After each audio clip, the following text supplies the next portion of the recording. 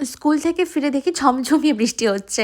মানে একই তো বর্ষাকাল, আর হঠাৎ হঠাৎ করে না বৃষ্টি চলে আসছে। মানে এই ভালো ওয়েদার, এই আবার রোদ উঠে যাচ্ছে। এবার দেখো ঘরের মধ্যে কোনো জিনিসপত্র নেই, তার মধ্যে আবার আজকে আসবে হচ্ছে আমাদের দুজন গেস্ট, রাত্রিবেলা ডিনারে ইনভাইটেড। মানে সে হচ্ছে আবার শুভদীপের কলিগ, আর তার ওয়াইফ আসবে, কলিগ কাম বন্ধু আর কি। এবার কি বলো তো, মানে আমি শুভদীপকেও বলতে পারি না যে ডিউটি করে নিয়ে সারাদিনে অফিস টফিস করে ডিউটি করে নিয়ে আসার পথে এগুলো এগুলো নিয়ে আসবে, ওরও একটা হেডেক থাকে। তাই জন্য ভাবলাম যে ঠিক আছে, ওকে ফালতু প্রেশার দিয়ে লাভ নেই, আমি নিজেই অর্ডার করে দিই ব্লিঙ্কিটে, সেটাই বরঞ্চ বেটার হবে। ও রিল্যাক্সভাবে ঘরে ঢুকতে পারবে।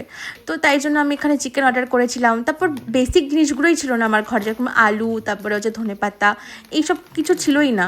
হ্যাঁ, তারপর কিছু মশলা টশলা কিছু ছিল না, এগুলো তো টুকিটাকি যেগুলো যেগুলো দরকার চিকেনের সাথে আমি এগুলো অর্ডার করে নিয়েছিলাম। আর ভালো হলো যে ব্লিঙ্কিট যে ডেলিভারি যে দাদাটা দিতে এলো তাড়াতাড়ি করেও দিয়ে চলে গেছে। দুধ ছিল না, যাকগে। এবার প্রিপারেশনে কী করবো, রাত্রে ডিনারের জন্য আজকে বানাবো ভেজ মুগের ডাল। তো তাই জন্যই মটরশুঁটিটা অর্ডার করা, মানে গাজর আর মটরশুঁটি দিয়ে ভেজ মুগের ডাল হয়ে গেছে অলরেডি রান্না, ওটা আমার করে রেখেছি। এখন যেটা হচ্ছে সেটা হচ্ছে কাতলা কালিয়া।